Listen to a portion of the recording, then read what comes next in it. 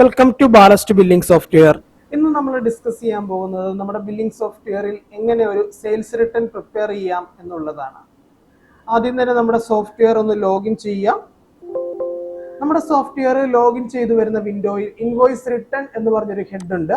ഈ ഒരു ഹെഡിലാണ് നമ്മുടെ സെയിൽസ് റിട്ടേൺ നമ്മൾ പ്രിപ്പയർ ചെയ്യുന്നത്.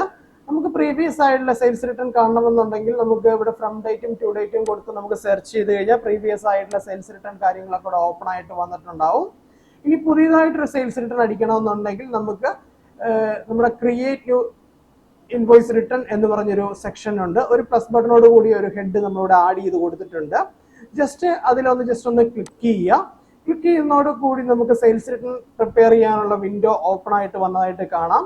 അതിനുശേഷം നമുക്ക് സെയിൽസ് റിട്ടേൺ ആർക്കാണോ അടിക്കേണ്ടത് ആ കസ്റ്റമറെ നമ്മൾ സെയിൽസ് റിട്ടേൺ വിൻഡോയിലേക്ക് നമുക്ക് ആഡ് ചെയ്യേണ്ടതായിട്ടുണ്ട്. അതിന് വേണ്ടിയിട്ട് സെലക്ട് കസ്റ്റമർ എന്ന് പറഞ്ഞ് കൊടുക്കുന്നു. അതിനുശേഷം ഏത് കസ്റ്റമർക്കാണോ സെയിൽസ് റിട്ടേൺ അടിക്കേണ്ടത് ആ കസ്റ്റമറെ നമ്മൾ ചൂസ് ചെയ്ത് കൊടുക്കുന്നു. ശേഷം കീബോർഡിലെ എൻ്റർ കീ പ്രസ് ചെയ്യുന്നു.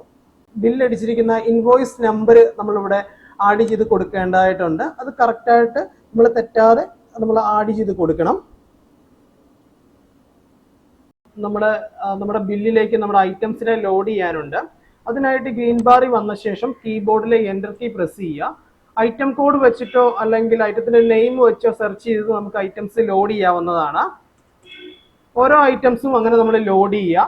അതിന്റെ ക്വാണ്ടിറ്റി എത്ര പീസാണ് നമ്മൾ സെയിൽസ് റിട്ടേൺ എടുക്കുന്നത്, എത്ര രൂപയ്ക്കാണ് എടുക്കുന്നത് എന്നുള്ള കാര്യം നമ്മൾ കറക്റ്റ് ആയിട്ട് കൊടുക്കുക. എല്ലാ ഐറ്റംസും നമ്മൾ അതുപോലെ ലോഡ് ചെയ്ത് കൊടുക്കുക.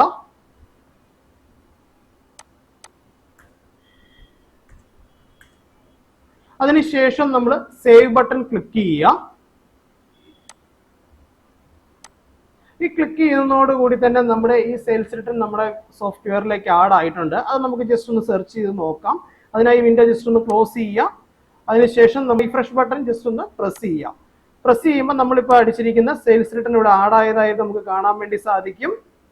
Okay, thank you for watching videos.